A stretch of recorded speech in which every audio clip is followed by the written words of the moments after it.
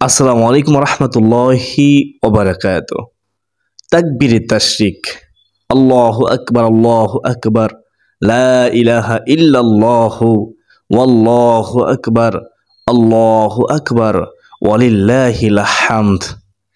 এই তাকবীর তাশরিক আদায় করা প্রত্যেক মুসলমান নর ও নারীর উপরে ওয়াজিব। এখন আমাদেরকে জানতে হবে এই তাকবীর তাশরিক কখন থেকে পড়তে হবে, কদিন পর্যন্ত পড়তে হবে, এই তাকবীরের তাশরিক কতবার পড়তে হবে। যারা পুরুষ আছেন তারা কিভাবে পড়বেন, কিতাবে কি রয়েছে। যারা মহিলা আছেন মহিলারা কিভাবে পড়বেন, কিতাবের মধ্যে কি রয়েছে, এবং তাকবীরের তাশরিক কেন আমাদের উপর ওয়াজিব করেছেন মহান আল্লাহ রাব্বুল আলামিন। তাকবীর তাশরিকের ইতিহাস, চমৎকার ইতিহাস। যদি কেউ তাকবীরে তাশরিক আদায় করতে ভুলে যায় তাহলে তার করণীয় কি? আর কেউ যদি ইচ্ছাকৃতভাবে এই তাকবীরে তাশরিক আদায় না করে তাহলে তার পরিণতি কি হবে?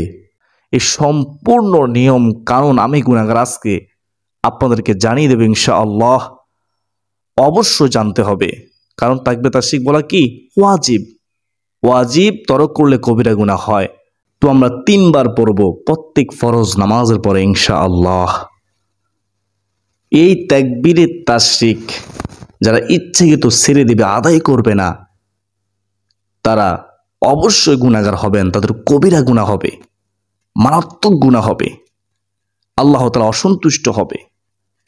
আল্লাহ তাআলার কাছে এই বাক্যটি অত্যন্ত দামি বাক্য। কিয়ামত পর্যন্ত মুসলিম উম্মাহর উপরে এই বাক্যটি আদায় করার জন্য আল্লাহ তাআলা বিধান করেছেন ওয়াজিব। এই তাকবীর তাশরিক কেন ওয়াজিব করেছেন আল্লাহ তাআলা? এর পিছনে করুণ একটি কাহিনী রয়েছে, চমৎকার একটি কাহিনী রয়েছে, ইতিহাস রয়েছে। সেটা হচ্ছে যখন মহান আল্লাহ তাআলার হুকুমে আল্লাহ তাআলাকে সন্তুষ্টি করার জন্য হযরত ইব্রাহিম নবী, আল্লাহ তাআলার পয়গম্বর হযরত ইসমাইল আলাইহিস সালামকে মাটিতে শোয়া দিলেন কোরবানি করার জন্য। তিনি সম্পূর্ণ প্রস্তুতি গ্রহণ করলেন। হযরত ইসমাইল আলাইহিস সালাম মাটিতে শোয়া অবস্থায় আছেন, ছুরির নিচে আছেন, জবাই করে দিবেন, কোরবানি করে দিবেন। এমন সময় আল্লাহ রাব্বুল আলামিন হযরত জিব্রাইল আলাইহিস সালামকে বললেন, ওহে জিব্রাইল, তুমি অতি তাড়াতাড়ি করে বেহেশত থেকে দুম্বা নিয়ে যাও, ইসমাইলের পরিবর্তে ওই স্থানে দুম্বা দাও। তখন হযরত জিব্রাইল আলাইহিস সালাম বেহেশত থেকে দুম্বা নিয়ে রওনা হলেন। তিনি আশঙ্কা করলেন যে আমি যেতে যেতে যদি হযরত ইব্রাহিম আলাইহিস সালাম হযরত ইসমাইল আলাইহিস সালামকে জবাই করে দেয়, কোরবানি করে দেয়, এই ভয়ে আশঙ্কায় হযরত জিব্রাইল আলাইহিস সালাম উচ্চ আওয়াজে বলে উঠলেন, আল্লাহু আকবার, আল্লাহু আকবার। তখন হযরত ইব্রাহিম আলাইহিস সালাম আবৃত চোখ খুললেন, চোখ বাঁধা ছিল। আবৃত চোখ খোলার পর দেখলেন কোরবানি হয়ে গেছে, বেহেশতি দুম্বা কোরবানি হয়ে গেছে। তখন তিনি উচ্চ আওয়াজে বলে উঠলেন, লা ইলাহা ইল্লাল্লাহু ওয়াল্লাহু আকবার। অর্থাৎ আল্লাহ তাআলা ছাড়া কোনো ইলাহা নেই, তিনি আল্লাহ সর্বশ্রেষ্ঠ। তারপর সাথে সাথে বাবার মুখে তাওহীদের বাণী শুনে, মহান আল্লাহ তাআলার শ্রেষ্ঠত্বের বাণী শুনে তিনিও বলে উঠলেন, হযরত ইসমাইল আলাইহিস সালাম বলে উঠলেন, আল্লাহু আকবার ওয়ালিল্লাহিল হামদ। তিনি আল্লাহ সর্বশ্রেষ্ঠ এবং সমস্ত প্রশংসা তার জন্যই। বলুন না সুবহানাল্লাহ। মহান আল্লাহ তাআলার কাছে এই 3 জনের শব্দগুলো এত পছন্দনীয় হয়েছে, কিয়ামত পর্যন্ত সকল উম্মাহর জন্য ওয়াজিব করে দিয়েছেন এই তাকবীর তাশরিক আদায় করা, যাদের উপর নামাজ ফরজ। সুবহানাল্লাহ, সুবহানাল্লাহ। যাদের উপর নামাজ ফরজ তাদের উপরে তাকবীর তাশরিক ওয়াজিব করে দিয়েছেন আল্লাহ তাআলা।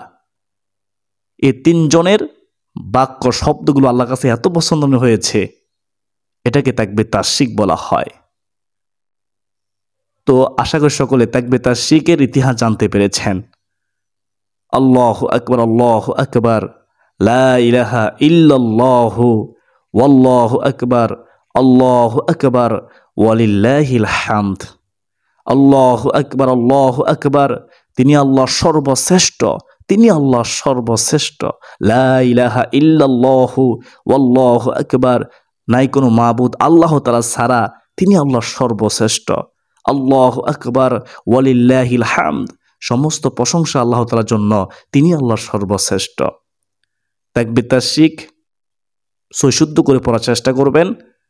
যদি কখনো এই 9 জিলহজ থেকে 13 জিলহজ আসর পর্যন্ত তাকবীর তাশরিক বলতে হয়, যদি কখনো ভুলে যান, পড়তে পারেন নাই, ভুলে গেছেন, যখনই স্মরণ হবে তখনই আদায় করে নেবেন।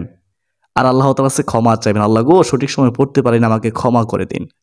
শয়তান আমাকে আপনাকে পড়তে দিবে না, কারণ শয়তান জানে এটা ওয়াজিব বিধান, আল্লাহ তাআলা ওয়াজিব করে দিয়েছেন, এটা পড়লে আল্লাহ তাআলা খুশি হবে।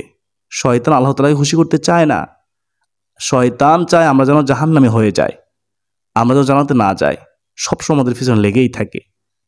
ওয়াজিব তরক করলে কবিরা গুনাহ হবে, জাহান্নামের শাস্তি ভোগ করতে হবে। শয়তান জানে, আমরা না বুঝো, শয়তান বুঝে।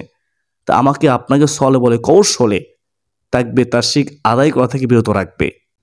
নাই কোনো মাবুদ আল্লাহ তাআলা ছাড়া, তিনি আল্লাহ সর্বশ্রেষ্ঠ, তিনি আল্লাহ সর্বশ্রেষ্ঠ, সমস্ত প্রশংসা তার জন্যই। প্রিয় মুসলমান ভাই বোনেরা, তাকবীর তাশরিক 5 দিন পড়তে হবে। এই 5 দিন আপনারা পাশাপাশি ইয়ামুল আরাফার শ্রেষ্ঠ দোয়াটি, যে দোয়াটি সকল নবী রাসূলগণ পড়েছেন, যে দোয়াটি আমার নবীজি রহমাতুল্লিল আলামিন নবীজি পড়েছেন, সাহাবায়ে কেরাম পড়েছেন, আমাদেরকে পড়ার উৎসাহিত করেছেন, শ্রেষ্ঠ দোয়া, গুরুত্বপূর্ণ দোয়া, এই দোয়াটি আপনারা এই 5 দিন বেশি বেশি করে পড়বেন। লা ইলাহা ইল্লাল্লাহু ওয়াহদাহু লা শারীকা লাহু, লাহুল মুলকু ওয়া লাহুল হামদু ওয়া হুয়া আলা কুল্লি শাইইন কাদির। যা অর্থ হলো লা ইলাহা ইল্লাল্লাহু, আল্লাহ তাআলা ছাড়া কোনো ইলাহা নেই, আল্লাহ তাআলা ছাড়া কোনো উপাস্য নেই, লাহুল মুলকু ওয়াহদাহু, তিনি আল্লাহ একক, লা শারীকা লাহু, তার সাথে কোনো শরীক নেই, লাহুল মুলকু ওয়া লাহুল হামদু, সমস্ত অর্থ তারই এবং সমস্ত প্রশংসা তারই পাওয়ার যোগ্য, ওয়া হুয়া আলা কুল্লি শাইইন কাদির, এবং তিনি সর্ববিষয়ে সর্বশক্তিমান। সুবহানাল্লাহ। এই দোয়াটি শ্রেষ্ঠ দোয়া, এই দোয়াটি পড়বেন, গুনাহ মাফ হবে, দোয়া কবুল হবে, মনে আশা পূর্ণ হবে, অভাব দূর হবে ইনশাআল্লাহ, আল্লাহ তাআলা খুশি হবে, শয়তান রাগ করবে। লা ইলাহা ইল্লাল্লাহু ওয়াহদাহু লা শারীকা লাহু, লাহুল মুলকু ওয়া লাহুল হামদু ওয়া হুয়া আলা কুল্লি শাইইন কাদির। লা ইলাহা ইল্লাল্লাহু ওয়াহদাহু লা শারীকা লাহু, লাহুল মুলকু ওয়া লাহুল হামদু ওয়া হুয়া আলা কুল্লি শাইইন কাদির, ওয়া হুয়া আলা কুল্লি শাইইন কাদির। মহান আল্লাহ রাব্বুল আলামিন আমাকে, আপনাকে, আমাদের সবাইকে তাকবীরের তাশরিকের গুরুত্ব দেওয়ার, তাকবীরের তাশরিক আদায় করার, তাকবীরের তাশরিকের গুরুত্ব দিয়ে আল্লাহকে সন্তুষ্ট করার জন্য তাকবীর তাশরিক পড়ার তৌফিক দান করুন। এবং এই 5 দিন তাকবীর তাশরিকের এই 5 দিন সাথে ইয়ামুল আরাফার শ্রেষ্ঠ প্রযুৎপূর্ণ দোয়াটি আমাদেরকে বেশি বেশি পড়ার তৌফিক দান করুন। কমপক্ষে প্রত্যেক ফরজ নামাজের পরে একবার হলো পড়বেন তাকবীর তাশরিকের সাথে এই দোয়াটি, শ্রেষ্ঠ দোয়াটি, লা ইলাহা ইল্লাল্লাহু ওয়াহদাহু লা শারীকা লাহু, লাহুল মুলকু ওয়া লাহুল হামদু ওয়া হুয়া আলা কুল্লি শাইইন কাদির। প্রিয় মুসলমান ভাই বোনেরা, আমি সংক্ষিপ্তভাবে এখন কোরবানির ফরজ সম্পর্কে বলবো। সংক্ষেপে বলতেছি, আমরা যারা সামর্থ্যবান আছে যারা কোরবানি দেব, শুনেন কেন আমরা কোরবানি দেব। রাসূলুল্লাহ সাল্লাল্লাহু আলাইহি ওয়াসাল্লামকে প্রশ্ন করলেন, হাদিসের মধ্যে আছে, সাহাবীরা প্রশ্ন করলেন, ইয়া রাসূলুল্লাহ, ইয়া হাবিবাল্লাহ, নবী গো, আমরা যে কোরবানি দেব, এই কোরবানি এটা কি? তখন রাসূলুল্লাহ সাল্লাল্লাহু আলাইহি ওয়াসাল্লাম বললেন, ও আমার সাহাবায়ে কেরাম, শুনো শুনো, এই কোরবানি হচ্ছে হযরত ইব্রাহিম আলাইহিসসালামের সুন্নাহ, তোমাদের পিতা ইব্রাহিমের সুন্নাহ। বলুন না সুবহানাল্লাহ। সাহাবীরা আবার প্রশ্ন করলো, ইয়া রাসূলুল্লাহ, ইয়া হাবিবাল্লাহ, নবী গো, কোরবানি দিলে কোনো সওয়াব আছে কি, কোনো নেকি আছে কি? তখন রাসূলুল্লাহ সাল্লাল্লাহু আলাইহি ওয়াসাল্লাম বললেন, ও আমার সাহাবীরা, শোনো শোনো, যিনি কোরবানি দিবেন তারা কতই না ভাগ্যবান। কোরবানির চামড়ার মধ্যে যত পশম আছে, এই সমপরিমাণ নেক আমল তার আমলনামার মধ্যে আল্লাহ তাআলা লিপিবদ্ধ করে দিবেন। যত পশম আছে তত নেকি আল্লাহ তাআলা দান করবেন। বলুন না সুবহানাল্লাহ। সাহাবীরা প্রশ্ন করেন, ইয়া রাসূলুল্লাহ, ইয়া হাবিবাল্লাহ, নবী গো, পশমওয়ালা পশু জবাই করলো কি হবে? রাসূলুল্লাহ সাল্লাল্লাহু আলাইহি ওয়াসাল্লাম বললেন, ও আমার সাহাবীরা, প্রত্যেকটি পশমের বিনিময়ে আল্লাহ তাআলা নেকি দিবেন। বলুন না সুবহানাল্লাহ। রাসূলুল্লাহ সাল্লাল্লাহু আলাইহি ওয়াসাল্লাম বলেছেন, এই কোরবানি পশু হাসর ময়দানে ওই কোরবানি দাতার জন্য সাওয়ারি হবে, পুজিরাতে সাওয়ারি হবে। সুবহানাল্লাহ।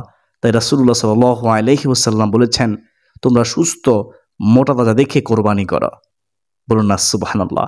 রাসূলুল্লাহ সাল্লাল্লাহু আলাইহি ওয়াসাল্লাম মদিনায় যতদিন ছিলেন, দীর্ঘ 10 বছর কখনো কোরবানি ছাড়েননি, তিনি সবসময় কোরবানি দিয়েছেন। তাহলে কতটা বুঝতে পেরেছেন কতটা গুরুত্বপূর্ণ এ কোরবানি। যাদের সামর্থ্য আছে তারা অবশ্য কোরবানি আদায় করবেন, তারা অবশ্য কোরবানি আদায় করবেন। এই কোরবানি পশু হাসর ময়দানে সুপারিশ করবে। প্রিয় মুসলমান ভাই বোনেরা, কোরবানি দিবেন একমাত্র আল্লাহর জন্য। 2টি ভুল করলে কোরবানি কবুল হয় না। 1, নিয়ত যদি অশুদ্ধ হয়। 2, হারাম উপার্জিত টাকা দিয়ে কোরবানি করলে। তো নিয়ত শুদ্ধ করতে হবে। কাউকে দেখার জন্য কোরবানি দিলে কোরবানি হবে না। একমাত্র আল্লাহর জন্য দিচ্ছি, এটা নিয়ত রাখবেন অন্তরের মধ্যে। আর 2 নম্বরে, হালাল টাকা উপার্জিত টাকা দিয়ে গরু ক্রয় করতে হবে, সেই গরু দিয়ে কোরবানি করতে হবে। হারাম টাকা দিয়ে আপনি 100টি গরু কোরবানি করলেও আপনার কোরবানি হবে না। তো অবশ্যই এটা মাথায় রাখবেন, এই 2টি ভুল কখনোই করা যাবে না। প্রিয় মুসলমান ভাই বোনা, যদি এটি 2টি ভুল করেন তাহলে আপনি কোরবানি দেবেন ঠিকই, গোশত খাবেন, কিন্তু আল্লাহ তাআলা সন্তুষ্টি হাসিল করতে পারবেন না। আল্লাহ রাব্বুল আলামিন আমাদের সবাইকে, যারা সামর্থ্য আছে তাদেরকে কোরবানি দেওয়ার তৌফিক দান করুন। আর যাদের সামর্থ্য নাই, আল্লাহ তাআলা আমাদেরকে সামর্থ্যবান বানিয়ে দিক, যেন আমরা কোরবানি দিতে পারি। তাআলা আমাদেরকে তৌফিক দান করুন, সকলে আল্লাহুম্মা আমিন।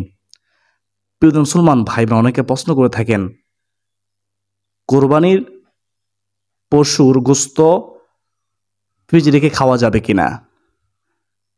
এর উত্তর হচ্ছে, কোরবানির পশু গোশত ফ্রিজে খাওয়া যাবে। কি হবে? কোরবানির পশু গোশত 3 ভাগ হবে। 3 ভাগ হবে। 1 ভাগ নিজের জন্য, 2য় ভাগ আত্মীয়স্বজনের জন্য, 3য় ভাগ গরিব অসহায় মিসকিনদের জন্য। তো আপনি কি করবেন? আপনার নিজের ভাগের থেকে আপনি ফ্রিজে রাখবেন, রেখে আপনি যতদিন ততদিন খেতে পারবেন। আর এতে আত্মীয়স্বজনের হক এবং এতিমের হক আপনার আদায় করে দিবেন। সেখান থেকে কখনো গোশত রাখবেন না। অনেকে কী করে? আত্মীয়স্বজনদের গোশত নিজেরা খেয়ে ফেলে, এতিমের গোশত নিজেরা খেয়ে ফেলে। এটা কখনোই করা যাবে না। যদি আপনি চান আপনার কোরবানি কবুল হোক, তাহলে অবশ্যই 3টি ভাগ করতে হবে। 1 ভাগ নিজের জন্য, 2য় ভাগ আত্মীয়স্বজনের জন্য, 3য় ভাগ এতিম অসহায় মিসকিনদের জন্য। আর নিজের ভাগের থেকে গোশত আপনি যতদিন ইচ্ছা ততদিন ফ্রিজে খেতে পারবেন, কোনো সমস্যা নেই। আশা করি সকলে বুঝতে পেরেছেন। প্রিয় মুসলমান ভাই বোনেরা, এই তাকবীর তাশরিক যতদিন আপনি পড়বেন, অবশ্যই গুরুত্বের সাথে পড়বেন, আল্লাহকে সন্তুষ্ট জন্য পড়বেন। কোরবানি দিবেন একমাত্র আল্লাহর জন্য। আল্লাহ তাআলা আমাদের সবাইকে বুঝার মানার আমল কথা প্রদান করুন। সকলে বলি আল্লাহুম্মা আমিন।